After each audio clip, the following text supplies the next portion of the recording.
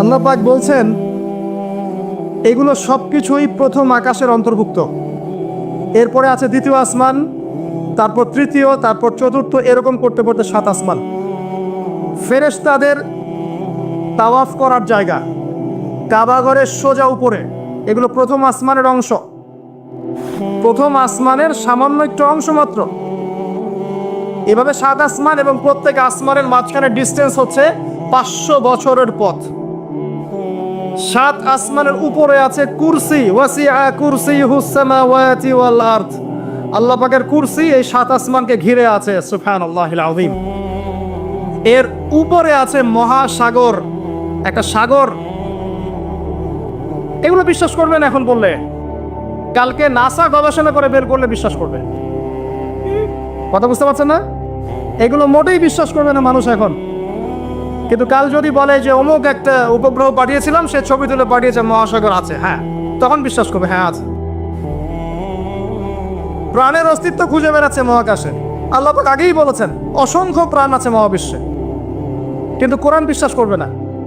এভাবে ঘুরতে ঘুরতে যখন জান্নাতের দেখা পাবে, পাবে না, যদি পায় আর কি, তখন মানুষকে বলবে একটা গ্রহের সন্ধান পেয়েছি, গ্রহের মধ্যে হুর পড়ি আছে, যাদের ওড়না দিয়ে এমন সুগন্ধ বের হয়, যার ওড়নার কোনা যদি পৃথিবীতে নামিয়ে দেওয়া হতো তাহলে সারা পৃথিবী সুগন্ধে ভরে যেত। তখন মানুষ বিশ্বাস করবে হ্যাঁ আছে। যদি ওরা বলে জাহান্নাম বলতে কিছু আছে, যেখানে আযাব দেওয়া হয়, শাস্তি দেওয়া হয়, 19 জন বড় বড় ফেরেশতা আছেন, তখন এই বিশ্ববাসী বিশ্বাস করবে হ্যাঁ আছে। আর ওরা যখন কিছু বিশ্বাস করে তখন সারা বিশ্বকে বিশ্বাস করাতে বাধ্য করে। ওরা বলছে করোনা করোনা, তখন সবাই বলছে হ্যাঁ করোনা করোনা। ওরা বলছে অমিক্রন অমিক্রন, এখন সবাই বলছে অমিক্রন অমিক্রন। তারপরে এগুলো বন্ধ, এবার রাশিয়া ইউক্রেন, রাশিয়া ইউক্রেন, এবার রাশিয়া ইউক্রেন, রাশিয়া ইউক্রেন। করোনার কথা মানুষ কিন্তু কিছুদিন আগে ভুলে গিয়েছিল।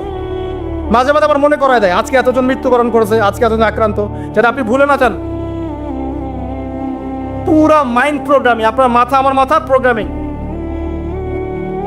তার কিছুদিন আগে ক্ষেপণাস্ত্র ক্ষেপণাস্ত্র উত্তর কোরিয়া ক্ষেপণাস্ত্র দিচ্ছে, ক্ষেপণাস্ত্র ক্ষেপণাস্ত্র, মানে এক এক সময় এক একটা দিয়ে মানুষকে ব্যস্ত রাখা।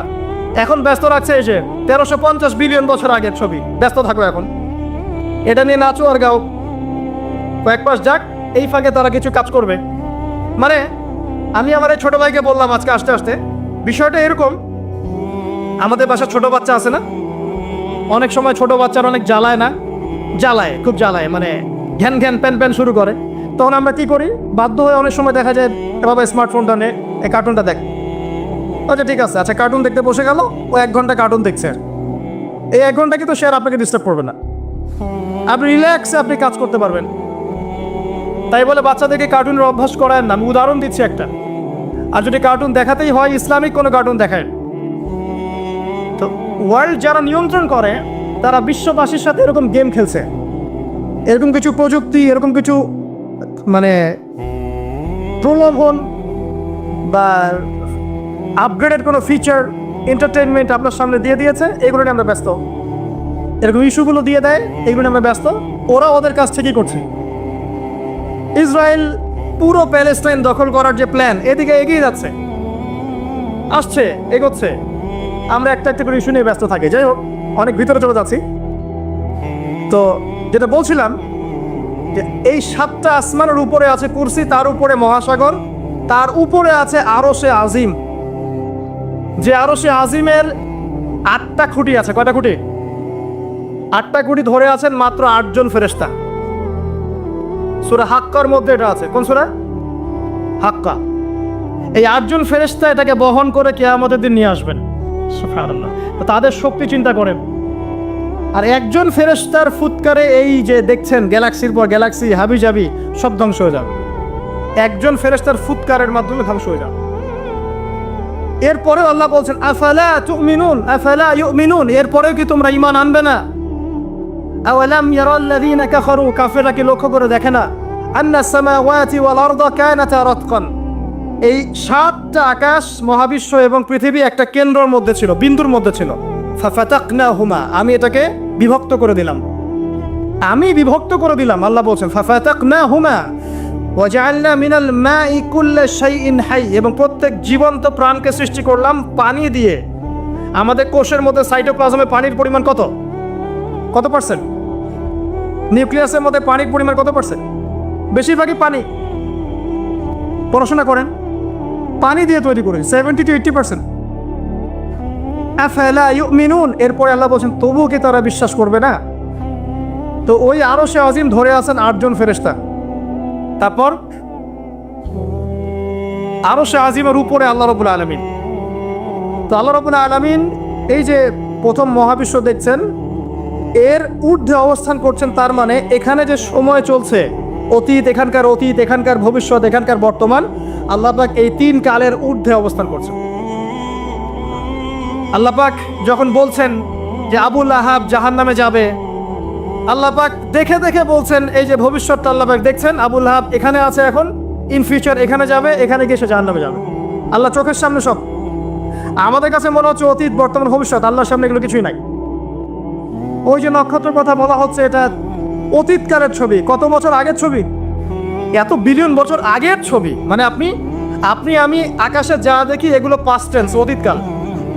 এটা সূর্য আপনি দেখছেন এখন, এটা 8 মিনিট 20 সেকেন্ড আগের সূর্য, ওদের থিওরি মতে আর কি। আলো আসতে যে সময়টুকু লাগে, এই সময়টুকু চলে যাচ্ছে আপনার। আলো আসতে কতটুকু সময় লাগে পৃথিবীতে? 8 মিনিট 19 সেকেন্ডের মতো। তার মানে আপনি যে সূর্যটা দেখছেন, এটা আসলে 8 মিনিট 19 সেকেন্ড আগের সূর্য। তার মানে আমরা যা দেখছি আকাশে সব পাস্ট টেন্স, অতীতকাল।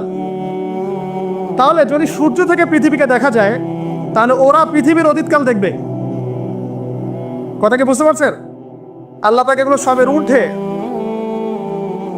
এই আলোর চেয়ে প্রচন্ড গতিতে, আলোর বেগের চেয়ে যদি অনেক অনেক অসীম গতিতে কেউ যদি ছুটতে পারে মহাকাশে, তাহলে সে এই সব কালের ঊর্ধ্বে চলে যাবে। স্টিফেন হকিংসেরও তো সূত্র আছে এরকম। এটাই নবী সাল্লাল্লাহু আলাইহি ওয়াসাল্লামের মেরাজের সাথে মিলে যায়। তিনি গিয়েছেন, ফিরে এসেছেন, এসে দেখেছেন অজুর পানি গড়িয়ে পড়ছে টাইমের ঊর্ধ্বে। সবই বৈজ্ঞানিক, আসলে প্রমাণ করতে পারে না। তখন বলবে যে ধর্ম, মৌলবাদ, অন্ধবিশ্বাস ইত্যাদি ইত্যাদি। যখন প্রমাণ করতে পারবে তখন ধার্মিক হয়ে যাবে প্রতিটা বিষয়। তো এটা নিয়ে আরো ডিপ কথা আছে, আজকে ওইদিকে আমি যাচ্ছি না, শুধু এতটুকু বলছি আল্লাহ পাক এই সব কিছুর ঊর্ধ্বে। সেখান থেকে আল্লাহ রাব্বুল আলামিন সবকিছু দেখেন এবং শোনেন। আসুন, আল্লাহ কোথায় এটা খুঁজতে ইব্রাহিম আলাইহিস সালাম বলছেন, হয় তারা আমার রব, চাঁদ আমার রব, বা নক্ষত্র আমার রব, সূর্য বড়, সূর্য রব। যখন এগুলো ডুবে গেল, তখন তিনি একটা কথা বললেন, সেটা কি? ইন্নী ওয়াজ্জাহতু ওয়াজহিয়া লিল্লাযী ফাতারাস সামাওয়াতি ওয়াল আরদা হানিফা ওয়া মা আনা মিনাল মুশরিকিন। আল্লাহ পাক এটা অন্য জায়গায় বলেছেন, মা কানা ইব্রাহিম ইয়াহুদিয়্যা ওয়ালা নাসরানিয়্যা। ইব্রাহিম ইহুদি ছিল না, নাসারা ছিল না। ওয়ালাকিন কানা হানিফাম মুসলিমা, তিনি একনিষ্ঠ মুসলিম ছিলেন। ওয়া মা কানা মিনাল মুশরিকিন, তিনি মুশরিকদের অন্তর্ভুক্ত ছিলেন না। হুয়া সাম্মাকুমুল মুসলিমিন, তিনি তোমাদের নাম দিয়েছেন মুসলিম। তো একইভাবে নবী সাল্লাল্লাহু আলাইহি ওয়াসাল্লামকে দেখেন, তিনিও কিন্তু সমাজের অরাজকতা দেখে হেরা গুহায় চলে গেলেন। সেখানে আল্লাহকে ডাকতে লাগলেন, ধ্যান করতে লাগলেন। এক পর্যায়ে ওহী তার কাছে আসলো। দুজনের দেখেন কত মিল পাওয়া যাচ্ছে। এরপর যেমন ইব্রাহিম আলাইহিস সালামকে সমাজ থেকে তাড়িয়ে দেওয়া হলো, নবী সাল্লাল্লাহু আলাইহি ওয়াসাল্লামকেও সমাজ থেকে কি করা হলো? তাড়িয়ে দেওয়া হলো, মারা হলো, গালি দেওয়া হলো, রক্তাক্ত করা হলো। এক পর্যায়ে তাকে হিজরত করে চলে যেতে হলো। মিল পাচ্ছেন? পরিবার বাধা দিয়েছে ইব্রাহিম আলাইহিস সালামকেও, মুহাম্মদ সাল্লাল্লাহু আলাইহি ওয়াসাল্লামকে। আত্মীয়রা বাধা দিয়েছে ইব্রাহিম আলাইহিস সালামকেও, মুহাম্মদ সাল্লাল্লাহু আলাইহি ওয়াসাল্লামকেও। সমাজ বাধা দিয়েছে ইব্রাহিম আলাইহিস সালামকেও, মুহাম্মদ সাল্লাল্লাহু আলাইহি ওয়াসাল্লাম। হিজরত করে চলে যেতে হয়েছে তাকেও এবং তাকেও আলাইহিম আসসালাম। দুজনের চেহারার মিল। চলে যাওয়ার সময় তাদের সাথে কে ছিল? ইব্রাহিমের সাথে তার স্ত্রী সারা। তার স্ত্রীর নাম কি? বিশ্বের সবচেয়ে সুন্দরী মহিলা ছিলেন দুজন। কয়জন? দুজন। একজন হাওয়া আলাইহিস সালাম, 2 নম্বর সারা আলাইহিস সালাম। তাদের মতো সুন্দরী নারী পৃথিবীতে খুব একটা আসেনি। এই ওয়াজটা আবার আপনার বউকে শোনায়েন না, রাগ হয়ে যাবে। তাকে গিয়ে বলবেন, বিশ্বের সবচেয়ে সুন্দর মেয়ে তুমি, আমার চোখে তুমিই সবচেয়ে সুন্দর। যদি কন্ট্রোল করতে চান, খালি প্রশংসা প্রশংসা। নিন্দা করতে গেলেই সমস্যা, নিন্দা করতে গেলেই বেঁকে বসে যাবে।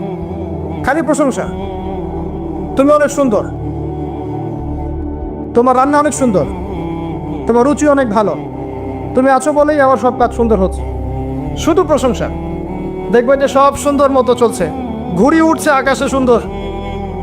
আর যদি টানা হেঁচড়া শুরু করেন তাহলে ওই যে মানজা দিতেন না পড়া, ঘুড়ি ঘুড়ি কেটে চলে যাবে।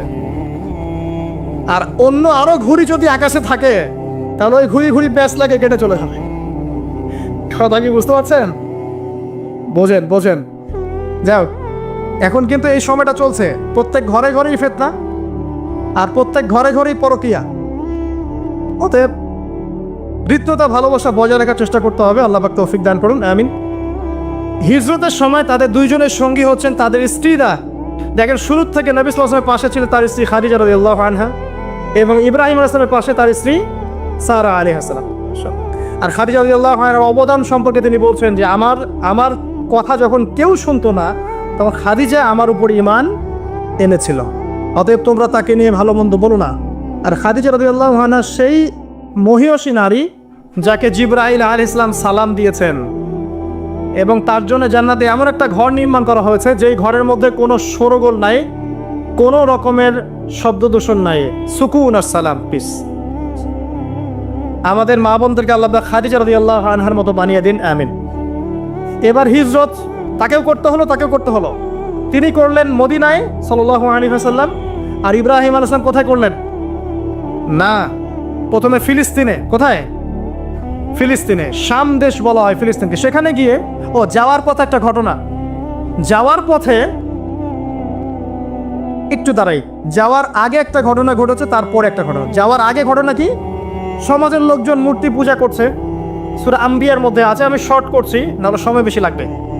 সূরা আম্বিয়ার মধ্যে আছে, লোকজন শিরক করছে। ইব্রাহিম আলাইহিস সালাম বলছেন, মা হাদিহি তামাসিলুল্লাযী আনতুম লাহা আকিফুন, এইসব কি সব মূর্তি তোমরা পূজা করো, যারা শোনেও না এবং উপকারও করতে পারে না, অপকারও করতে পারে না। তখন তার কওম তাকে বলছেন, তুমি কি আমাদের সাথে ঠাট্টা মশকরা করছো না, তোমার কাছে কোনো সত্য আছে? তখন ইব্রাহিম আলাইহিস সালাম বলছেন, তোমরা চলে গেলে আমি এদের ব্যাপারে ব্যবস্থা নেব। যখন তারা চলে গেল, ইব্রাহিম আলাইহিস সালাম এই সবগুলো মূর্তিকে ভেঙে ফেললেন, ইল্লা কাবীরুম মিনহুম, শুধু বড় মূর্তিটা বাদ দিয়ে। তারা ফিরে আসলো, এসে দেখলো যে মূর্তি ভাঙা। কে ভাঙলো? মান ফাআলা হাযা বিআলিহাতিনা, আমাদের উপাস্যদের সাথে এই কাজ কে করেছে? একজন বলল, হয়তোবা সে ব্যক্তি করেছে, ইউকালু লাহু ইব্রাহিম, যার নাম ইব্রাহিম। ডাকা হলো, তুমি কি করেছো? তিনি বলছেন যে বাল ফাআলা কাবীরুহুম হাযা, বরং তাদের বড় মূর্তিটাই কাজ করেছে। ফাসআলহুম ইন কানু ইয়ানতিকুন, ওকে জিজ্ঞাসা করো যদি সে কথা বলতে পারে। এবার তারা বুঝতে পারলো তো কথা বলতে পারে না। তখন ইব্রাহিম আলাইহিস সালাম বললেন, তুমি কেন তাহলে এমন কিছুর উপাসনা করছো যে শোনেও না, দেখেও না, কথাও বলতে পারে না? আমি যাকে ভাঙলাম সে তো প্রতিহতও করতে পারলো না, একটা মাছি বসলে সে তাড়াতেও পারলো না, তাহলে কেন তার উপাসনা করছো? কোনো জবাব নাই, কিন্তু হঠকারিতা অহংকার আছে। ঠিক এখনকার নমরুদ ফেরাউনদের মতো, জবাব নাই কিন্তু হঠকারিতা অহংকার আছে। তাকে দরবারে নিয়ে যাওয়া হলো। ওখানে শাসককে নমরুদ ডেকে বলছে, কি সমস্যা? তো ইব্রাহিম বলছে, কি সমস্যা, কে তোমার রব? ইব্রাহিম আলাইহিস সালাম বলছেন, রব্বি আল্লাযী ইউহয়ী ওয়া ইউমীত, আমার রব সে যে জীবন দেয় মৃত্যু দেয়। নমরুদ বলছে, আনা উহয়ী ওয়া উমীত, আমি তো জীবন দেই মৃত্যু দেই। কিভাবে? একজন ফাঁসির আসামি, তাকে ডেকে নিয়ে ছেড়ে দিল, এই জীবন দিলাম। আর একজন সাদাসিধা মানুষ নিরপরাধ ডাকলো, গর্দান নামিয়ে দিল, মৃত্যু দিলাম। তো ইব্রাহিম আলাইহিস সালাম বলছে, আচ্ছা ঠিক আছে। ক্বালা ইব্রাহিম রব্বি আল্লাযী ইউহয়ী ওয়া ইউমীত, তারপরে তিনি বলছেন, ইন্নাল্লাহা ইয়াতি বিশ-শামসি মিনাল মাশরিক ফাতি বিহা মিনাল মাগরিব, আমার রব আল্লাহ তিনি যিনি পূর্ব দিক থেকে সূর্যকে উদিত করেন, তুমি যদি রব হয়ে থাকো তাহলে পশ্চিম দিক থেকে উঠিয়ে দেখাও। ফাবুহিতাল্লাযী কাফার, এরপরে সে কাফের, হতভম্ব হয়ে গেল, কিন্তু কিচ্ছু করতে পারলো না। সবাইকে বললে, একে ধরো।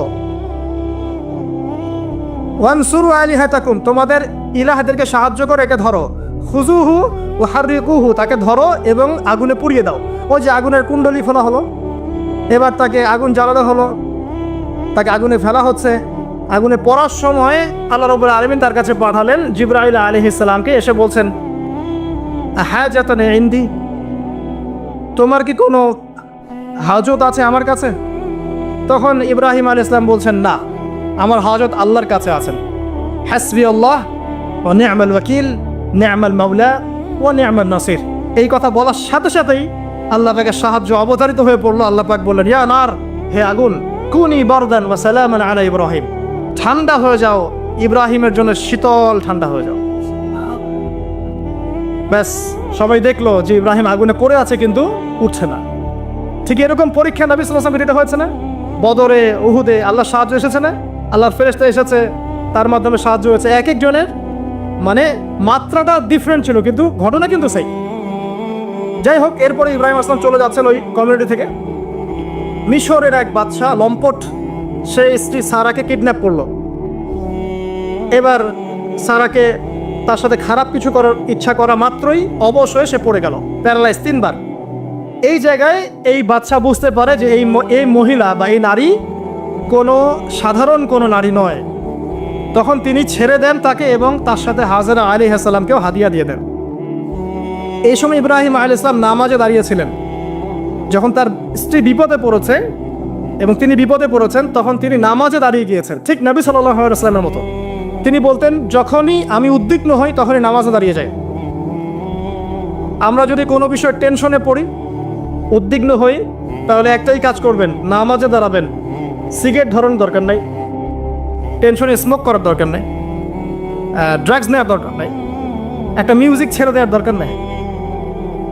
নামাজে দাঁড়িয়ে যান, আল্লাহ পাক আপনার টেনশন দূর করে দিবেন ইনশাআল্লাহ তাআলা।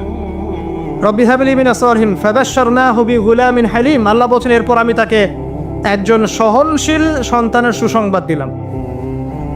এরপর এই সন্তান যখন বড় হলো, ফালাম্মা বালাগা মাআহু সা'য়া, যখন সে দৌড়ানো শিখলো, ক্বালা ইয়া বুনাই, ইব্রাহিম আলাইহিস সালাম বললেন, হে আমার সন্তান, ইন্নী আরা ফিল মানামি আন্নী আসবাহুক, আমি স্বপ্নে দেখেছি আমি তোমাকে জবাই করছি। ফানজুর মায়াদা তারা, তোমার কি রায় আমাকে বলো। এই বাচ্চার বয়স কত হবে? 10 বা 12। তখন ইসমাইল আলাইহিস সালাম বলছেন, ইয়া আবাতি, হে আমার বাবা, ইফআল মা তুমার, আল্লাহ পাক আপনাকে যা আদেশ করেছেন সেটা আপনি করুন। সাতাজিদুনি ইনশাআল্লাহু মিনাস সাবিরিন, ইনশাআল্লাহ আপনি আমাকে ধৈর্যশীল পাবেন। কত বছর বয়স? 10 বা 12। আর আমাদের এই জেনারেশনের 10-12 বাদ দেন, 20-30 বছরের মানুষকে জিজ্ঞাসা করেন এরকম কোনো চেতনা আছে কি না আদৌ আল্লাহর হুকুমের সামনে মাথা নত করার। আল্লাহ পাক হুকুম করেছেন, মাথা নত। জীবন দেয়া তো অনেক বড় বিষয়, আল্লাহর জন্য জীবন উৎসর্গ করা তো বিশাল ব্যাপার, সবচেয়ে চূড়ান্ত লেভেল। নামাজ পড়ে কিনা জিজ্ঞাসা করেন, হারাম অ্যাফেয়ার ছাড়তে পারছে কিনা জিজ্ঞাসা করেন, মিউজিক ছাড়তে পারছে কিনা জিজ্ঞাসা করেন, বাদ্যযন্ত্র ছাড়তে পারছে কিনা জিজ্ঞাসা করেন, আল্লাহর জন্য সুদ ছাড়তে পারে কিনা জিজ্ঞাসা করেন, আল্লাহর জন্য যার যার সম্পত্তি ওকে দিয়ে দিতে পারে কিনা জিজ্ঞাসা করেন, সদকা করার মানসিকতা, আল্লাহর জন্য একটা মসজিদ করতে পারে কিনা, একটা মাদ্রাসা করতে পারে কিনা। জীবন দিয়ে অনেক বড় বিষয়। যারা ছোট ছোট কুরবানি করতে পারে না, এরা বড় কুরবানি করতে পারবে এটা ভাবা যায় না, এত সহজ না। যারা ছোট ছোট কুরবানি করতে পারে না, যে 5 টাকা দান করার মানসিকতা রাখে না, তার কাছে আপনি 5 লাখ টাকা চাচ্ছেন, সম্ভব? ইল্লা মাশাআল্লাহ। তো এই বাচ্চার বয়স 12 বছর, বলছেন, ইয়া আবাতি, হে আমার বাবা, ইফআল মা তুমার, আল্লাহ পাক যা আদেশ করেছেন করেন, আমাকে ধৈর্যশীল পাবেন। এরপরে ফালাম্মা আসলামা ওয়া তাল্লাহু লিল জাবিন, যখন তার উভয়ে আত্মসমর্পণ করলেন এবং বাবা ছেলেকে পাশ করে শুইয়ে দিলেন জবাই করার মতো করে। ওয়ানাদাহু ইয়া ইব্রাহিম, আল্লাহ বলছেন, আমি ইব্রাহিমকে ডাকলাম, হে ইব্রাহিম, কদ সাদ্দাকতা রুয়া, তুমি তোমার স্বপ্নকে সত্যি করেছো। কদ সাদ্দাকতা রুয়া ইন্না হাদা লাহুয়াল বালাউল মুবিন, এটা ছিল একটা স্পষ্ট পরীক্ষা। ওয়া ফাদাইনাহু বিযিবহিন আযীম, এই জায়গায় আমি একটা মহান কুরবানি উৎসর্গ করলাম, সন্তান কুরবানি দেওয়া লাগবে না। ওয়া সালামুন আলা ইব্রাহিম, ইব্রাহিমের উপরে শান্তি বর্ষিত হোক। এই হলো আপনার ঈদুল আজহা। কয়জন মানুষ কুরবানি করার সময় এই চেতনা লালন করেছে যে আমি ইব্রাহিম, আমি যাকে কুরবানি করছি আমার সবচেয়ে প্রিয় বস্তু ইসমাইল, এবং যদি জীবনে কখনো আমার সুযোগ আসে আমিও আমার জান, আমার মাল, আমার সম্পদ আল্লাহর রাহে কুরবানি করবো ইনশাআল্লাহ। কয়জন এই রাহে কুরবানি করেছে? স্রেফ গোশত খাওয়ার উৎসব বানিয়ে নিয়েছে আমরা এটাকে, স্রেফ গোশত খাওয়া। আর গোশতের ভাগাভাগি কারাকারি নিয়ে যে মানে কি যে একটা অবস্থা, এটা আমার চেয়ে আপনারা ভালো জানেন। যাই হোক, এরপরে বাবা ছেলে মিলে নির্মাণ করলেন কাবা। আল্লাহ পাক তাদের সম্পর্কে বলছেন যে ইয ক্বালা লাহু রাব্বুহু আসলিম ক্বালা আসলামতু লিরাব্বিল আলামিন, যখনই আল্লাহ পাক ইব্রাহিম আলাইহিস সালামকে কোনো আদেশ করেছেন, তিনি সাথে সাথে সেটা মাথা পেতে নিয়েছেন। এর নাম হচ্ছে মুসলিম, এবং তিনি মুসলিম জাতির পিতা, তাই নয় কি? তার ব্যাপারে আল্লাহ পাক বলছেন, যখনই আমি তাকে বলেছি আত্মসমর্পণ করো, সাথে সাথে সে আত্মসমর্পণ করেছে। এবং যত যত পরীক্ষা আমি তাকে নিয়েছি, প্রত্যেকটা পরীক্ষায় সে উত্তীর্ণ হয়েছে। এরপরে কাবা ঘর নির্মাণ করেছে, নির্মাণ করার পরে দোয়া করেছে, এই যে রব্বানা তাকাব্বাল মিন্না ইন্নাকা আনতাস সামিউল আলিম ওয়া তুব আলাইনা ইন্নাকা আনতাত তাওয়াবুর রহিম দোয়া করেছেন। এর আগে যে জমজম কূপের ঘটনাও আছে, হাজরা আলাইহিস সালাম ছুটছেন, খাবার পানি কিছুই নাই, অলৌকিকভাবে আল্লাহ রাব্বুল আলামিন এই জমজম কূপ তৈরি করলেন। তাই প্রতিটা ঘটনা কার সাথে সম্পৃক্ত? ইব্রাহিমের পরিবারের সাথে সম্পৃক্ত আলাইহিস সালাম। এই দোয়া করার পর তিনি আরো একটা দোয়া করেছেন। সেই দোয়াটা কি জানেন? রব্বানা ওয়াবআস ফীহিম রাসূলাম মিনহুম ইয়াতলু আলাইহিম আয়াতিক ওয়া ইউআল্লিমুহুমুল কিতাবা ওয়াল হিকমা ওয়া ইউযাক্কিহিম ইন্নাকা আনতাল আজিজুল হাকীম। ইব্রাহিম আলাইহিস সালাম শেষ দোয়াটা করেছেন, হে আমার রব, এরপরে আপনি এমন একটা নেশন পাঠাবেন, যে নেশনের মধ্যে এমন একজন নবী পাঠাবেন, যে নবী তাদেরকে আপনার কিতাব শেখাবে, সুন্নত শেখাবে, তাদেরকে পবিত্র করবে। এই দোয়ার ফসল হচ্ছে মুহাম্মদ সাল্লাল্লাহু আলাইহি ওয়াসাল্লাম। ইব্রাহিম আলাইহিস সালামের দুই ছেলে, একজন ইসমাইল, যাকে কেন্দ্র করে মক্কার এই ঘটনাগুলো, আরেক ছেলে হচ্ছে কি বলেন? ইসহাক, তাকে কেন্দ্র করে ওই ফিলিস্তিনের ঘটনা। ইসহাক আলাইহিস সালামের ছেলে ইয়াকুব আলাইহিস সালাম, তার সন্তান 11টা বা 12টা সন্তান, একজন বেনিয়ামিন, আরেকজন ইউসুফ, আর এদিকে ইউসুফের ভাইরা 12 বা 13 জন সন্তান। তো এইভাবে আবার ইউসুফ থেকে আবার মিশর, মানে এভাবেই ঘুরেছে আর কি মধ্যপ্রাচ্য। মানে এই ইয়াকুব আলাইহিস সালামের বংশধরদের মধ্যেই আছে দাউদ, আছে সুলাইমান, আছে ইউনুস, ইউসুফ, সব এখানে, ঈসা ইবনে মারিয়াম, মূসা, সব এখানে। এটাকে বলা হয় বানু ইসরাইল। বানু ইসরাইল এই কারণে ইহুদিরা জেলাস যে আমাদের এখানে শেষ নবী কেন আসলো না, ওইদিকে কেন আসলো। আর এইদিকে মক্কা থেকে ইসমাইল আলাইহিস সালাম, এদিকে একজন নবী, ইসমাইল আলাইহিস সালামের পরে এই একজন নবী, শেষ নবী মুহাম্মদ সাল্লাল্লাহু আলাইহি ওয়াসাল্লাম। আমরা হচ্ছে বনু ইসমাইল, বুঝতে পারছেন কথাটা? তো ওই যে দোয়া, তার ফসল মুহাম্মদ সাল্লাল্লাহু আলাইহি ওয়াসাল্লাম। এবার তিনি যখন দাওয়াতি কাজ শুরু করলেন, সেম পরিবার থেকে বাধা, সমাজ থেকে বাধা, হিজরত, রক্তক্ষরণ, আপনার গাছের ছাল পাতা গিয়ে থাকতে হয়েছে, তায়েফে মার খেতে হয়েছে, মদিনায় গিয়ে ইসলামিক স্টেট কায়েম করেছেন, বদরের যুদ্ধ করতে হয়েছে, উহুদ, তারপর খন্দক, তারপর হুদায়বিয়ার সন্ধি, তারপর খায়বার আক্রমণ, তারপরে মক্কা বিজয়। ইব্রাহিম আলাইহিস সালামকে আল্লাহ পাক রাষ্ট্রীয় ক্ষমতা দেননি শুধু, কিন্তু মুহাম্মদ সাল্লাল্লাহু আলাইহি ওয়াসাল্লামকে রাষ্ট্রীয় ক্ষমতাও দিয়েছে। উভয়ের জীবনে এত মিল বলেই হয়তো নবীজি বলেছেন যে আমার চেহারা তার চেহারার মতোই। এবং আমরাও দরুদের মধ্যে পড়ি কি, আল্লাহুম্মা সাল্লি আলা মুহাম্মাদ ওয়া আলা আলি মুহাম্মাদ কামা সাল্লাইতা আলা ইব্রাহিম ওয়া আলা আলি ইব্রাহিম ইন্নাকা হামিদুম মাজিদ, আল্লাহুম্মা বারিক আলা মুহাম্মাদ ওয়া আলা আলি মুহাম্মাদ কামা বারাকতা আলা ইব্রাহিম ওয়া আলা আলি ইব্রাহিম ইন্নাকা হামিদুম মাজিদ। তো প্রিয় ভাইরা, এতটুকু আপনারা বুঝতে পেরেছেন। শেষ করার আগে এতটুকু বলবো, প্রত্যেকটা ইবাদতের পিছনে সার গল্প না জানলে সেই ইবাদতের স্বাদ পাওয়া যায় না। আমাদের ঈদুল আজহার মূল চেতনা কি ছিল? ত্যাগের চেতনা।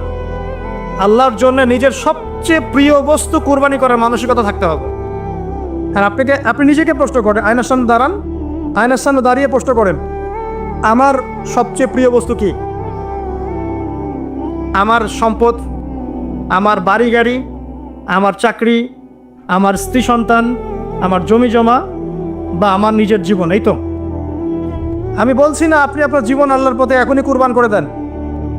আমি বলছি আপনি একে শুরু থেকে শুরু করেন। অ্যাটলিস্ট আল্লাহর জন্য নামাজ পড়া শিখেন, অ্যাটলিস্ট আল্লাহর জন্য নামাজটা পড়া শুরু করেন, আল্লাহর জন্য রোজা রাখেন, আল্লাহর জন্য যাকাত দেন, আল্লাহর জন্য একটু সদকা করেন, আল্লাহর জন্য একটা মাদ্রাসা করেন, একটা মসজিদ করেন, দিনের কোনো প্রজেক্ট করেন, দিনের কোনো খেদমত করেন। এরপরে আপনি আপনার পরিবারটাকে আদর্শ পরিবার বানান, আপনার পরিবারটাকে আল্লাহর পথে নিয়ে চলেন। যদি কখনো আপনার সামনে এমন সুযোগ দাঁড়ায় যে আল্লাহর জন্য আপনাকে জীবনও দিতে হচ্ছে, তখন আপনি দিতে পারবেন ইনশাআল্লাহ। এখন পারবেন না, কারণ এখন আপনি নামাজই পড়ছেন না। আল্লাহ পাক আমাদেরকে বোঝার তৌফিক থাকবে। 1 নাম্বার ত্যাগের মানসিকতা। 2 নাম্বার ভোগবাদী বিষয়গুলো থেকে বেরিয়ে আসা। এখন সিস্টেম চলছে খালি ভোগবাদ, খাও দাও ফুর্তি করো, ওই যে রবীন্দ্রনাথের কবিতার মতো। যিনি অবশ্য 17 কি 18 বছর বয়সে বিয়ে করেছিলেন এবং তার স্ত্রীর বয়স ছিল 10 কি 11 বছর। এটা নিয়ে যদিও বা কোনো নাস্তিকের কোনো মাথা ব্যথা এখনো আমরা দেখি না। তো তার কবিতার মতো, দু হাতে যা পাও হাত পেতে নাও, ঠিক আছে, দু হাতে যা পাও হাত পেতে নাও, বাকির খাতা শূন্য থাক। এটা তাদের কনসেপ্ট, মানে দুনিয়ায় যা পাচ্ছেন দু হাতে হাত পেতে নেন, বাকির খাতা শূন্য থাক।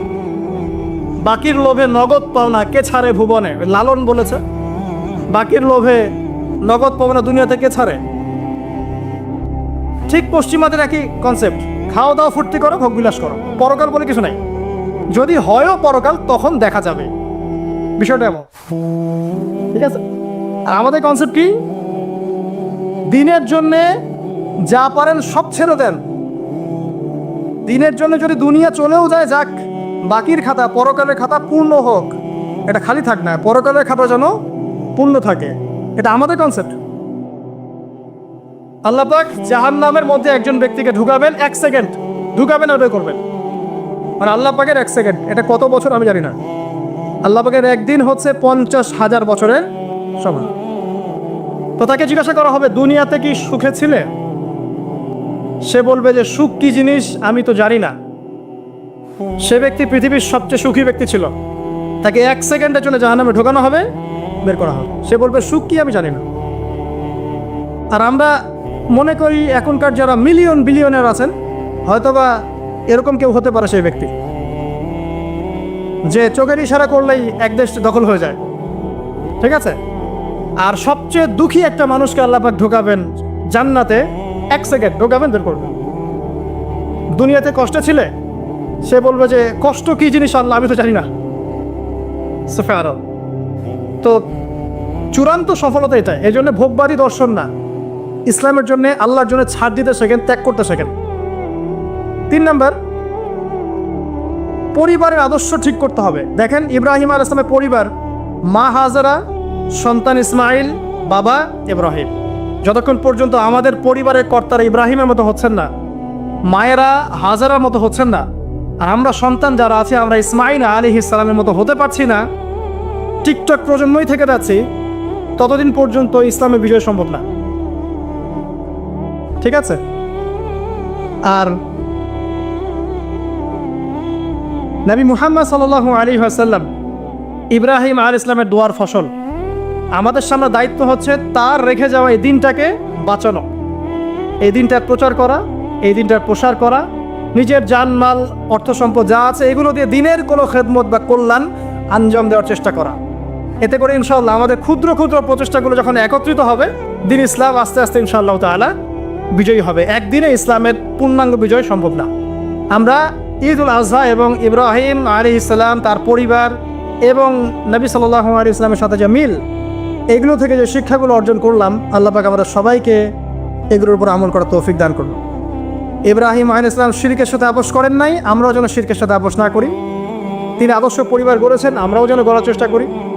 তিনি দিনের জন্য প্রয়োজনে, দিনের জন্যে অগ্নি পরীক্ষা দিয়েছেন, দিনের জন্য পরীক্ষা আসলে আমরাও যেন সবর করতে পারি, বলতে পারি হাসবি আল্লাহ ওয়া নি'মাল ওয়াকিল। ইব্রাহিম আলাইহিস সালাম তার সবচেয়ে প্রিয় বস্তুটাকে আল্লাহর রাহে কুরবানি করার মানসিকতা দেখিয়েছেন। আমরাও আমাদের সবচেয়ে প্রিয় বস্তু, আমাদের মাল সম্পদ, যেগুলো আল্লাহর জন্য উৎসর্গ করা সম্ভব, সেগুলো করার মানসিকতা লালন করার চেষ্টা করি। আল্লাহ পাক তৌফিক এনায়েত করুন। সর্বোপরি আমরা নবী মুহাম্মদ সাল্লাল্লাহু আলাইহি ওয়াসাল্লাম রেখে যাওয়া এই দিন ইসলাম, দিনুল হক, এটাকে মুসলিম অমুসলিম সবার ঘরে পৌঁছে দেওয়ার চেষ্টা করি। আল্লাহ পাক আমাদের সবাইকে তৌফিক এনায়েত করুন, আমিন। أقول قولي هذا أستغفر الله لي ولكم ولسائر المسلمين. بارك الله لنا ولكم بالآية الحكيم إنه تعالى جواد كريم والرؤوف الرحيم. السلام عليكم ورحمة الله وبركاته.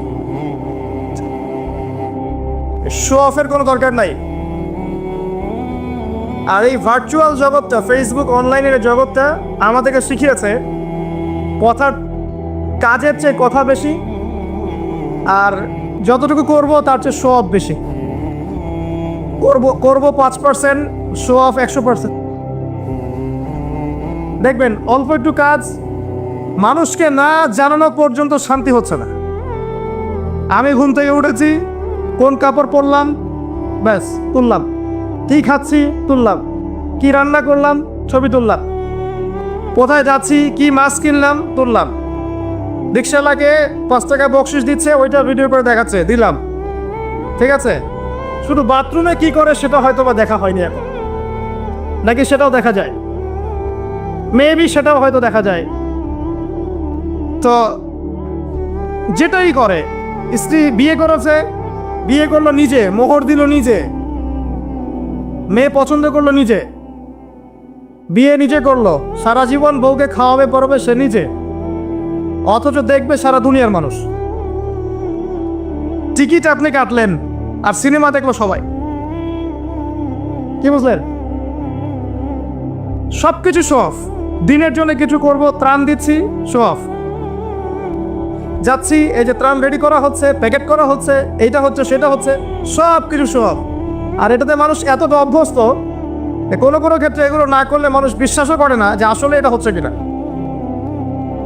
তো সাইকোলজিক্যালি আমরা আসলে নিয়ন্ত্রিত। আমি বোঝাতে চাচ্ছি যে আপনার আমার মানসিকতাটা এখন স্বাধীন না, আমাদের মানসিকতা নিয়ন্ত্রণ করা হচ্ছে। পশ্চিমারা এমন সব ফিচার আপনাদের সামনে দিয়ে দিয়েছে, আমাদের সামনে দিয়ে দিয়েছে, যেগুলো নিয়ে আমরা ব্যস্ত এবং ওই আদলে আমরা চিন্তা করছি, আমরা ওদের মতো করেই চিন্তা করছি। আমাদের স্বাধীন চিন্তা নাই এখন। এবং এই ব্যস্ত জীবন, স্মার্টফোনের এই ব্যস্ত জীবন, internet, busy life, puzzle life, এগুলো ঠান্ডা মাথায় চিন্তা করার স্বাধীনতা নষ্ট করে দিয়েছে। ঠান্ডা মাথায় চিন্তা করার সময় নাই। তো যেটা বলছিলাম প্রিয় ভাইরা, আমরা শো অফ এই সংস্কৃতি থেকে বেরিয়ে আসতে হবে। মানুষকে দেখানোর মধ্যে কৃতিত্ব নাই। আল্লাহ পাক যাকে কবুল করবেন তার মেসেজ, তার নাম, তার বই, তার লেকচার মানুষের ঘরে ঘরে পৌঁছে দিবেন ইনশাআল্লাহ। সে যদি পাহাড়ের আড়ালে লুকিয়েও থাকতে চায়, আল্লাহ পাক তাকে বের করে নিয়ে আসবেন। যারা নিজেদেরকে বেশি জানান দিতে চায়, আল্লাহ পাক তাদেরকে এমনভাবে মিটিয়ে দেন যেন পৃথিবীতে ওদের কোনো অস্তিত্বই ছিল না। আর যারা ভালো কাজ করে নিজেকে লুকিয়ে রাখতে চায়, আল্লাহ পাক তাদেরকে সবার সামনে সম্মানিত করবেন ইনশাআল্লাহ। তা আমরা কোনটা চাই? দুনিয়ার শো অফ না পরকালের সেলিব্রিটি? কোনটা চান? দুনিয়ার সেলিব্রিটি হতে চান না পরকালের সেলিব্রিটি হতে চান? তো এটা আমার মেসেজ। এখন থেকে অনলাইন নির্ভরশীলতা কমিয়ে অফলাইনে কাজ করেন, অফলাইনে দিনের কাজ করেন, দেখবেন দিনের অনেক বিজয় হবে ইনশাআল্লাহ। অনলাইন ব্যবহার করেন সীমিত পরিসরে, শুধু দিনের প্রচারের স্বার্থে, শো অফের স্বার্থে নয়। আসেন, আজকে হিউম্যাট, প্রচণ্ড গরম, আমার দাঁড়িয়ে থাকতেই কষ্ট হচ্ছে, আপনারা কিভাবে বসে আছেন আমি তাও চিন্তা করতে পারছি না। তো প্রথমে আমরা দোয়া করি আল্লাহর কাছে, আল্লাহ পাক যেন আমাদের উপরে এই যে প্রচণ্ড গরমের একটা আযাব মনে হচ্ছে, আল্লাহ পাক সেটা যেন দূর করে দেন। আল্লাহুম্মা আমিন।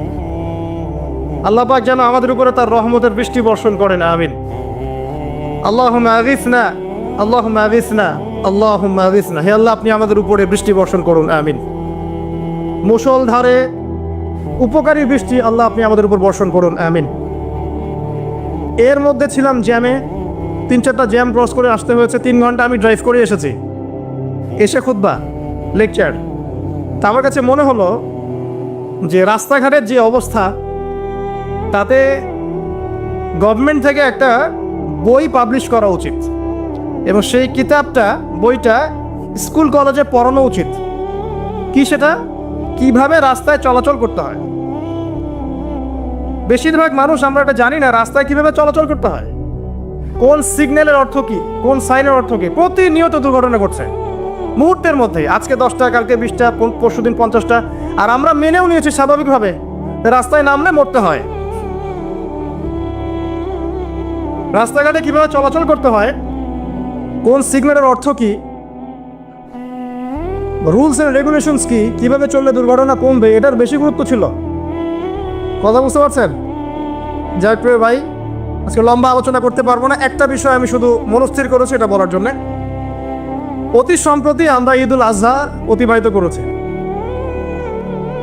আমাদের ইবাদতগুলো অনেকটা অন্তঃসার শূন্য হয়ে গেছে। কীরকম? নামাজ পড়ি, নামাজে কি পড়ি বুঝি না, নামাজে মনোযোগ আসে না। দীর্ঘদিন নামাজ পড়ছি, চোখ দিয়ে কখনো পানি বের হচ্ছে না। রোজা রাখছি, রোজার আধ্যাত্মিকত্ব কি বুঝতে পারছি না। হজ করছি, হজের মূল চেতনা কি বুঝতে পারছি না। উমরা করছি, এর চেতনা কি বুঝতে পারছি না। এই যে কয়দিন আগে কোরবানি করলাম, হজ করলাম, এর পিছনের মূল চেতনা কি ছিল আমরা আসলে বুঝতে পারি না অনেকেই। এই আলোচনাটা আমি ঈদুল আজহায় করতে চেয়েছিলাম, কিন্তু সময় এবং পরিবেশ অনুকূলে ছিল না। আমি খুব সংক্ষিপ্ত আকারে সেটা আপনাদের সামনে উপস্থাপন করার চেষ্টা করছি ইনশাআল্লাহ। ওয়া মা তৌফিক ইল্লা বিল্লাহ, আলাইহি তাওয়াক্কালতু ওয়া ইলাইহি উনীব। হজ বলেন, উমরা বলেন, কুরবানি বলেন, সাফা মারওয়া সাই বলেন, পাথর, শয়তানকে পাথর নিক্ষেপ বলেন, মাকাম ইব্রাহিমের সালাত বলেন, জমজম কূপ বলেন, আরাফার মাঠ বলেন, এই পুরো বিষয়গুলো, এবং ইয়াউমুন নাহার মানে পশু যে কুরবানি করলাম আমরা, ঈদুল আজহা পালন করলাম, এই পুরো বিষয়গুলোর সাথে একটা পরিবারের স্মৃতি জড়িত আছে। একটা পরিবার, তার নাম নবী ইব্রাহিম আলাইহিস সালাম।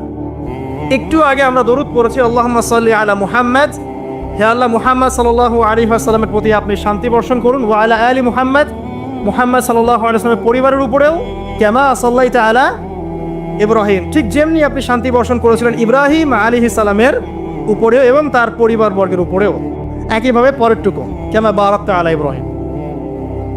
তো নবী সাল্লাল্লাহু আলাইহি ওয়াসাল্লামের সাথে ইব্রাহিম আলাইহিস সালামের নাম জুড়ে দেওয়া হলো কেন? একটা প্রশ্ন।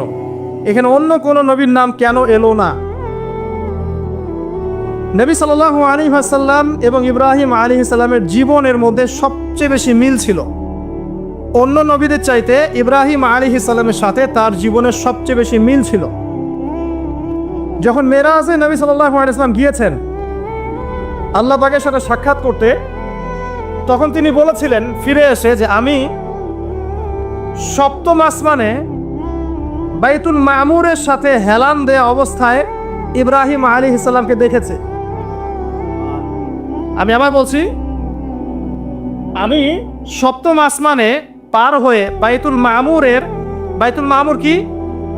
ফেরেশতাদের তাওয়াফ করার জায়গা, কাবাঘরের সোজা উপরে। তো এই বাইতুল মামুরে ইব্রাহিম আলাইহিস সালামকে হেলান দিয়ে বসে থাকতে দেখেছে, এবং আমি দেখেছি আমার চেহারা এবং তার চেহারা সম্পূর্ণ এক।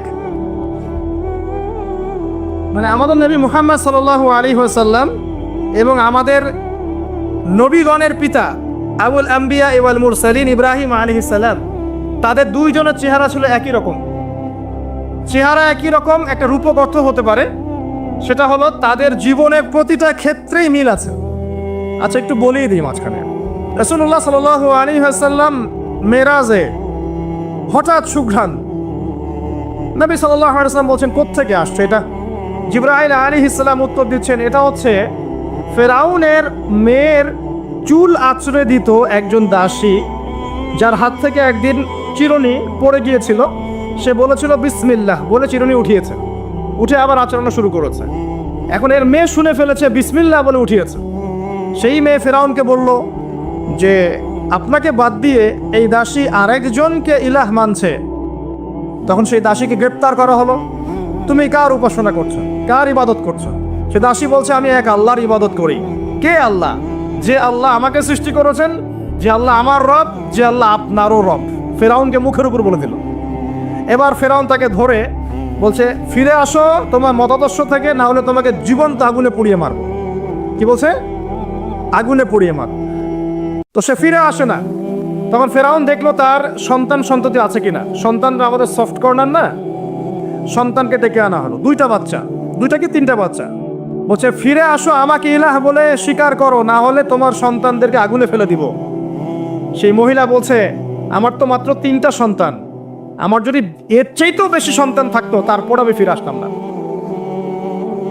একে একে মায়ের চোখের সামনে এক এক করে বাচ্চাদেরকে জীবন্ত আগুনে পুড়িয়ে ফেলা হলো। শেষমেশ সেই মেয়েটাকেও, সেই দাসীকেও জীবন্ত আগুনে পুড়িয়ে দেওয়া হলো। নবী সাল্লাল্লাহু আলাইহি সাল্লামকে জিবরাইল আলাইহিস সালাম বলছেন ওই যে ফেরাউনের দাসী, অনেকে বলেছে তার নাম আসিয়া, এই নামটা কোরআনে নাই। নবীজি পেলেন তো? অন্য কোনো নবী পেয়েছেন? অন্য কোনো নবীর ক্ষেত্রে এটা দলিল পাওয়া যাচ্ছে না, কিন্তু নবী সাল্লাল্লাহু আলাইহি সাল্লামের ক্ষেত্রে দলিল পাওয়া যাচ্ছে। আচ্ছা, এটা গেল নবীর কথা।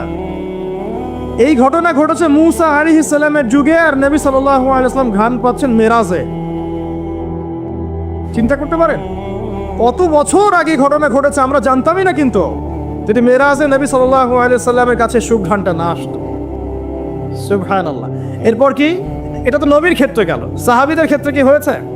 একজন সাহাবী যার নাম আনাস বিন নজর। কি নাম? আনাস বিন নজর। নামগুলো মনে রাখবেন।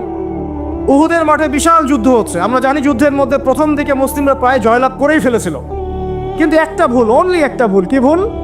ওই জাবাল রুমার মধ্যে 50 জন তীরন্দাজ সাহাবীকে রেখে দেওয়া হয়েছে। নবীজি বলেছিলেন, আমরা যদি মরেও যাই, আমাদের গায়ের গোশত যদি পাখি এসে খাওয়া শুরু করে, তোমরা নামবে না এখান থেকে। বুঝতে পারছেন? কমান্ড। এটা হচ্ছে একজন নেতার আনুগত্য, কমান্ড। নেতার আনুগত্য কত বড় জিনিস দেখেন। তো যখন যুদ্ধ শুরু হয়ে গেল, হামজা রাদিয়াল্লাহু আনহু সহ অন্যান্য সাহাবীরা বীর বিক্রমে যুদ্ধ করলেন। অল্প কিছু সময়ের মধ্যেই কাফেররা পালানো শুরু করলো। যখন মুসলিমরা বীর দর্পে যুদ্ধ করে, কাফেররা পালিয়ে যায় না? যায় না? মুসলিমরা সবাই ঐক্যবদ্ধ যদি হতে পারতো, কোনো কাফেরের শক্তি ছিল নাকি ইসলামের দিকে চোখ তুলে তাকায়? আজকে আমরা যে বিভক্ত, আমরা বিভক্ত, আপোষে বিভক্ত, বিভিন্ন দলে মতাদর্শে বিভক্ত, আমাদের শক্তি কমে গেছে, হাওয়া বেরিয়ে গেছে। আমাদের যুবকরা এখন পর্নোগ্রাফি, এই গার্লফ্রেন্ড বয়ফ্রেন্ড কালচার, এই মাদক, এই জুয়া, এই জেনার পেছনে ছুটছে। আমরা নামাজ ছেড়ে দিচ্ছি, কোরআন ছেড়ে দিচ্ছি, মা বোনরা পর্দা ছেড়ে দিচ্ছেন। এই জাতি কি বিজয় লাভ করবে নাকি? আগে এই জায়গায় ঠিক করতে হবে, তারপর বিজয় আসবে ইনশাআল্লাহ তাআলা। আর বিজয় যে আসবে এ বিষয়ে কোনো সন্দেহ আছে? কোনো সন্দেহ নাই। আমরা না পারলে আল্লাহ পাক অন্য জেনারেশনকে নিয়ে আসবেন। ওই জেনারেশন না পারলে তার পরের জেনারেশন পারবে। তারাও যদি না পারে, আমাদের দ্বারা যদি কোনো কাজই না হয়, আল্লাহ পাক অমুসলিমদেরকে হেদায়েত দিয়ে ইসলামে নিয়ে আসবেন, তাদের হাত দিয়ে বিজয় দিবেন ইনশাআল্লাহ। পৃথিবী সভ্যতা শুরু হয়েছিল একজন নবী দ্বারা, ইসলাম দ্বারা। সভ্যতা শেষও হবে ইনশাআল্লাহ তাআলা একজন নবী দ্বারা। সেই নবীর নাম কি? নবী ঈসা ইবনে মারইয়াম। মারা গেছেন না জীবিত আছেন? বহু মানুষ বিশ্বাস করে তিনি মারা গেছেন। আমরা কি বিশ্বাস করব? আল্লাহ পাক বলছেন, ওয়ামা কাতালুহু ওয়ামা সালাবুহু, তারা ঈসা ইবনে মারইয়ামকে হত্যাও করে নাই, ক্রুশবিদ্ধও করে নাই। বাল রাফাআহু আল্লাহু ইলাইহি, বরং আল্লাহ তাকে তার কাছে উঠিয়ে নিয়েছেন। তিনি কোথায় আসবেন? তিনি আসবেন সিরিয়ায়। কোথায়? এই যুদ্ধ চলছে না, সিরিয়ায় দেখেন নাই? আর এখানে লক্ষ লক্ষ মানুষকে মারা হয়েছে, মা বোনদের ইজ্জত নেওয়া হয়েছে, বাচ্চাদেরকে হত্যা করা হয়েছে। এগুলো ইস্যু নিয়ে একটা টু শব্দ করার মতো সৎসাহস হয় নাই। যে ইস্যুগুলো নিয়ে কথা বললে কোনো বাধা বিপত্তি আসে না, সেগুলো নিয়ে ফেসবুক গরম করতে খুব ভালো লাগে। কথা বোঝেন নাই? এই যে কয়েকদিন আগে যে হ্যালোইন একটা উৎসব হয়ে গেছে না, আরবদের নাকের ডগে আরবরাও করেছে না, একটা টু শব্দ করার সাহস হয়নি। কারণ টু শব্দ করলে সমস্যা, সাপোর্টটা কমে যাবে। তো তারপরে 2013 থেকে 22 পর্যন্ত ইয়েমেনের প্রায় 3.5 লক্ষ মানুষকে হত্যা করা হয়েছে, যার মধ্যে 60% হচ্ছে শিশু। এই ইস্যু নিয়ে একটা কথা বলার মতো সাহস ঘোমটার হয়নি। আর কি অসংখ্য ইস্যু আছে পুরো মুসলিম বিশ্বে, যেখানে তাকাবেন সত্যিকারের মুসলিমরা আজকে নির্যাতিত, নিপীড়িত। অর্থনৈতিকভাবে হোক, সামাজিকভাবে হোক, আপনার পারিবারিকভাবে হোক, ধর্মীয়ভাবে হোক, বিভিন্নভাবে তাদেরকে হ্যারাস করা হয়েছে। এই মাজলুমদের পক্ষে কথা বলার মতো সৎসাহস হয়নি। কোন ইস্যুগুলি নিয়ে কথা বলতে পছন্দ হয়? ছোটোখাটো যেগুলো নিয়ে কথা বললে মজা পাওয়া যায়, 2-4 লাইন কমেন্ট করা যায়, কাউকে অপদস্থ করা যায়, কারো ইজ্জত ধুয়ে দেওয়া যায়। বাস্তবতা কি জানেন? বাস্তবতা হচ্ছে আল্লাহ রাব্বুল আলামিন যখন কাউকে কবুল করে নেন, সারা দুনিয়া মিলেও তার কোনো ক্ষতি করতে পারে না। আর একটা বড় কথা বলি, মানুষের একটা কথা আছে যে স্পিরিচুয়াল প্রেজেন্স, মানে আধ্যাত্মিক উপস্থিতি বলে একটা কথা আছে। মানুষের ব্যক্তিগত প্রেজেন্সের চাইতে স্পিরিচুয়াল প্রেজেন্সটা অনেক বেশি ইম্পর্টেন্ট। কি বুঝাচ্ছি? ইব্রাহিম আলাইহিস সালাম কিন্তু বেঁচে নাই, বেঁচে আছেন, কিন্তু তার আদর্শ কিন্তু এখনো জীবিত আছে। নবী মুহাম্মদ সাল্লাল্লাহু আলাইহি ওয়াসাল্লাম বেঁচে আছেন, অবশ্যই তারা কবরে জীবিত, অবশ্যই সেটা অন্য ইস্যু। আমি পৃথিবীর কথা বলছি। নবী সাল্লাল্লাহু আলাইহি ওয়াসাল্লাম কি আমাদের মধ্যে আছেন? না আমাদের মধ্যে কি বেঁচে আছেন? তার আদর্শ কিন্তু মরে যায় নাই। এমনকি আমরা যারা এখন অনেক বড় বড় নেতার আদর্শে আমাদের জীবন করি না, তারা কিন্তু কেউ বেঁচে নাই, বেঁচে আছে। তাদের আদর্শ কিন্তু মানুষ এখনো ফলো করছে। তো এটাকে বলে স্পিরিচুয়াল প্রেজেন্স, আধ্যাত্মিক উপস্থিতি। আল্লাহ পাক যাকে কবুল করবেন, যে হকপন্থী হবে ইনশাআল্লাহ তাআলা, সে যদি ফিজিক্যালি প্রেজেন্ট নাও থাকে, তার আধ্যাত্মিক উপস্থিতি জনগণকে পথ দেখাবে ইনশাআল্লাহ। কথা বুঝতে পারছেন? তো বিগার ইস্যুগুলো নিয়ে কথা বলার সৎসাহস হচ্ছে না। এখানে বলছিলাম যে তোমরা এই জাবাল রুমা থেকে নামবে না যদি আমাদের দেহটাকে পাখি খেয়েও ফেলে। সাহাবীগণ প্রথমে দেখলেন আমরা প্রায় জিতে যাচ্ছি, তারা নেমে আসলেন, বললেন আল গনিমা আল গনিমা। তখন একটা বিপর্যয় সৃষ্টি হলো। কি বিপর্যয়? খালিদ বিন ওয়ালিদ রাদিয়াল্লাহু আনহু 50 জন ঘোড়সাওয়ারকে নিয়ে পিছন থেকে এই সুযোগে আক্রমণ করলেন। পিছন থেকে আক্রমণ হলো, আর আবু সুফিয়ানের বাহিনী যারা পালিয়ে যাচ্ছিল এরা আবার ইউটার্ন করলো। এই দুই চাপে পিষ্ট হয়ে উহুদের মাঠে সাহাবায়ে কেরাম রাদিয়াল্লাহু আনহুদের মধ্যে প্রায় 70 জন বড় বড় সাহাবী শহীদ হয়ে গেলেন। কতজন? প্রায় 70 জন বড় বড় সাহাবী। তাদের মধ্যে আনসার সাহাবীদের আত্মত্যাগ ছিল বীরত্বপূর্ণ। এমনকি নবী সাল্লাল্লাহু আলাইহি ওয়াসাল্লামকেও সেদিন মার খেতে হয়েছে, দাঁত মোবারক শহীদ হয়ে গেছে, পায়ের মধ্যে আঘাত পেয়েছিলেন, এই ভ্রুর মধ্যে কড়া ঢুকে গিয়েছিল। তার পাশে মাত্র 9 জন সাহাবী ছিলেন যখন তাকে আক্রমণ করা হচ্ছে। একে একে সাহাবীরা শহীদ হতে লাগলেন। তালহা রাদিয়াল্লাহু আনহু কথা বলা যায়, তিনি নবীজিকে নিজে ঘাড়ে করে নিয়ে উহুদ পাহাড়ের উপর উঠে গিয়েছেন, এত শক্তি ছিল তার গায়ে। আমাদের যুব সমাজ কি শিক্ষা নিবে এখান থেকে? এভাবে মাদকের সাথে লাইফ লিড করলে তো হবে না। এভাবে যদি জেনা করলে তো আপনি ফিজিক্যালি স্ট্রং থাকতে পারবেন না, মানসিকভাবে স্ট্রং থাকতে পারবেন না। পর্নোগ্রাফিতে আসক্ত হলে তো আপনার শরীরে এনার্জি থাকবে না। জুয়া খেললে তো ওই রকম সাহাবীদের মতো আদর্শমান হওয়া যাবে না। নামাজ না পড়লে তো আপনার ভিতরে আধ্যাত্মিক শক্তি আসবে না। তো আমাদের যুব সমাজকে এখান থেকে শিক্ষা নিতে হবে। আল্লাহ পাক তৌফিক এনায়েত করুন। এখন সাহাবী উঠিয়ে নিয়ে গেছেন। নবী সাল্লাল্লাহু আলাইহি ওয়াসাল্লাম বলছেন, তোমরা যদি কেউ জীবন্ত কোনো শহীদকে দেখতে চাও তাহলে তালহাকে দেখো, তার শরীরে প্রায় 60 থেকে 70টা দাগ ছিল, তারপরে তিনি শহীদ হন নাই সেদিন। আল্লাহ পাক তাকে হেফাজত করেছেন। তিনি বলছিলেন, আমি যখন যুদ্ধ করছিলাম, আর রাহিকুল মাকতুম বইটার মধ্যে আছে, আল্লাহ পাক তখন তাকে এত সাকিনা প্রশান্তি দিয়েছেন যে ঘুমে তার চোখ দিয়ে মানে শান্তির ঘুম চলে আসছে। তখন তিনি বলছেন, দুইবার আমার হাত থেকে তরোয়াল পড়ে গেছে ঘুমের চোটে। চিন্তা করতে পারেন, যুদ্ধ হচ্ছে, আল্লাহ পাক তাকে শান্তির ঘুম দিয়ে দিচ্ছে চোখের মধ্যে। দুইবার অস্ত্র মানে তরোয়াল পড়ে যাচ্ছে হাত থেকে ঘুমের চোটে, তিনি শেষমেশ শহীদ হন নাই। নবী সাল্লাল্লাহু আলাইহি ওয়াসাল্লামকে ঘাড়ে নিয়ে উঠেছেন উহুদ পাহাড়ের উপরে। নবীজি বলছেন, তোমরা কেউ জীবন্ত শহীদকে দেখতে চাও, তালহাকে দেখো, সে জান্নাত ক্রয় করে নিয়েছে। আবু বকর রাদিয়াল্লাহু আনহু বলতেন, উহুদের দিনটা হচ্ছে তালহার দিন।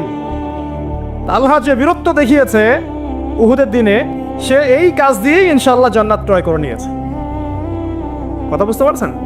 প্রত্যেক সাহাবীর রিপোর্ট ছিল। তো এই সময়ে একটা গুজব ছড়িয়ে পড়েছিল যে রাসূল সাল্লাল্লাহু আলাইহি ওয়াসাল্লামকে হত্যা করা হয়েছে। এমন একটা গুজব ছড়িয়ে দেওয়া হয়েছে মাঠের মধ্যে। এখন অনেক সাহাবী তরোয়াল নিয়ে বসে পড়েছেন যে নবী যদি বেঁচে না থাকেন তাহলে আমরা যুদ্ধ করে দিব, এরকম চিন্তা। তখন এই আনাস বিন নাদর রাদিয়াল্লাহু আনহু তিনি ঘোড়া নিয়ে ছুটছেন। পাশে দেখা হয়েছে সাদ বিন মুয়াজ রাদিয়াল্লাহু আনহুর সাথে। কার সাথে? সাদ বিন মুয়াজ, আনসার সাহাবী, বিখ্যাত সাহাবী, যার জানাজার নামাজে নবী সাল্লাল্লাহু আলাইহি ওয়াসাল্লাম বলেছেন যে 70,000 ফেরেশতা জানাজার নামাজে উপস্থিত ছিল। কোন সাহাবী? সাদ বিন মুয়াজ। মনে রাখবেন এগুলো। আমাদের যুবকদেরকে, আমাদের আইডলদেরকে তো চিনতে হবে, আমাদের অরিজিনাল সুপার হিরোদেরকে চিনতে হবে না। আমাদের সুপার হিরো কি নেইমার, মেসি নাকি? এসব অহেতুক কাজে সময় নষ্ট করবেন না, টোটালি ওয়েস্ট অফ টাইম। সময়ের অপচয়, জুয়া খেললে অর্থের অপচয়, আপনার যৌবনের অপচয়। সবচেয়ে বড় কথা হচ্ছে হায়াতটা নষ্ট হয়ে গেল। হায়াত নষ্ট হয়ে গেল। হ্যাঁ, খেলবেন, আমি তো খেলার পক্ষের মানুষ, নাকি? খেলবেন যে খেলাতে আপনার ফিজিক্যাল উপকার আছে, ফরজ ওয়াজিব তরক হচ্ছে না। খেলতে গিয়েছেন, নামাজ মিস হলে খেলা চলবে না।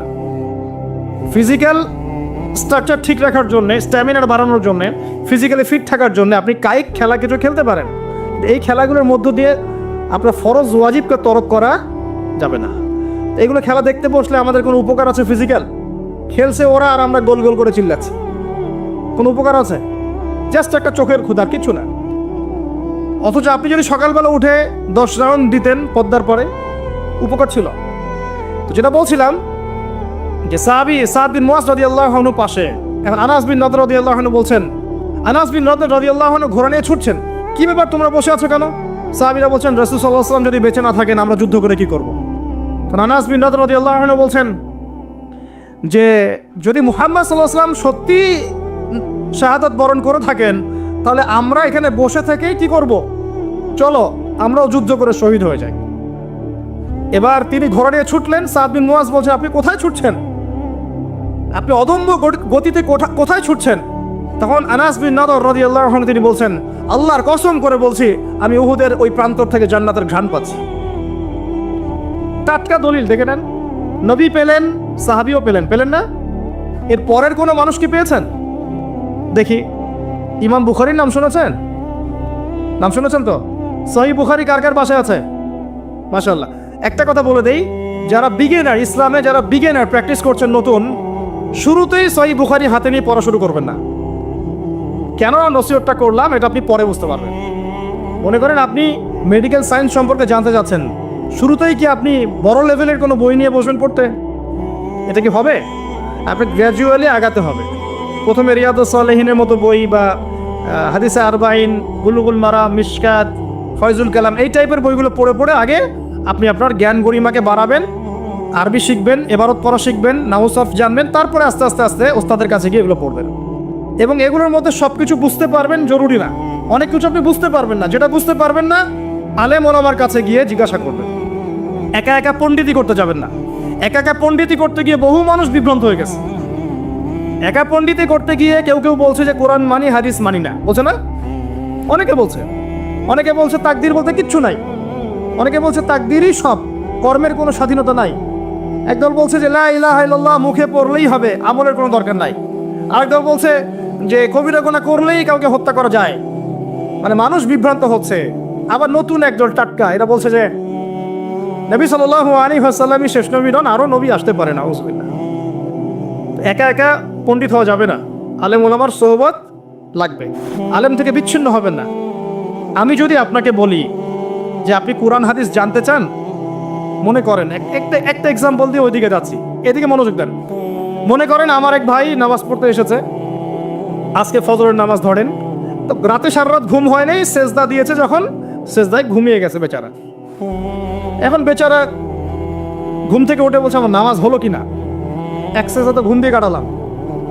এখন মনে করেন যে আমার কাছে যে বলল যে ভাই আমার নামাজটা কি হয়েছে কি হয় নাই, মাসালা কি হবে? আমি তাকে বললাম এই নেন কোরআন, এই নেন বুখারী, এই নেন মুসলিম, এই যে তিরমিজি, এই যে নাসাই, এই যে ইবনে মাজা, এই যে আবু দাউদ, সব হাদিসের বই দিয়ে দিলাম। দিয়ে বললাম বাসায় যান, পড়েন, পড়ে মাসালা দেখে নেন।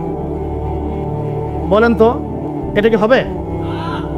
এটা ওই ব্যক্তির পক্ষে সম্ভব? আর আমাদের সমাজে এরকম ব্যক্তির সংখ্যা লক্ষ লক্ষ কোটি কোটি না, যারা মাসআলা জানে না। সবাই জানে, যারা মুস্তাহিদ তারা না হয় জানে, সবাই কি জানে? ম্যাক্সিমামই জানে না।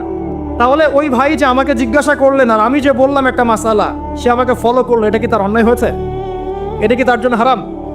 সে কি শিরক করে ফেলেছে? সে কি বেদাত করে ফেলেছে? এই জিনিসটা বুঝতে হবে প্রিয় ভাইরা। আলেম ওলামা থেকে ডিটাচড হয়ে নয়, সম্পর্ক রাখবেন। তো এটা গেল, রাসূলের এক্সাম্পল দিলাম, দলিল দিলাম, মেরাজের রাতের ঘ্রাণ, আনাস বিন নাদর রাদিয়াল্লাহু আনহুর দলিলটা দিলাম। এরপর কি কোনো কারো ক্ষেত্রে এটা পাওয়া যায়? দলিল তো অনেক পাওয়া যায়, কিন্তু এগুলা কোরআন সুন্নাহর রেফারেন্স না, এই কারণে মানুষ বলতে পারে এটা তো কোরআনে নাই, হাদিসে নাই। রিনাউন্ড একটা দলিল হচ্ছে ইমাম বুখারীর ঘটনা। আমরা জানি তিনি হাদিসগুলোকে একদম বাছাই করে করে সহিহ হাদিসগুলো কিনে একটা কিতাব রচনা করেছেন, সংকলন করেছেন।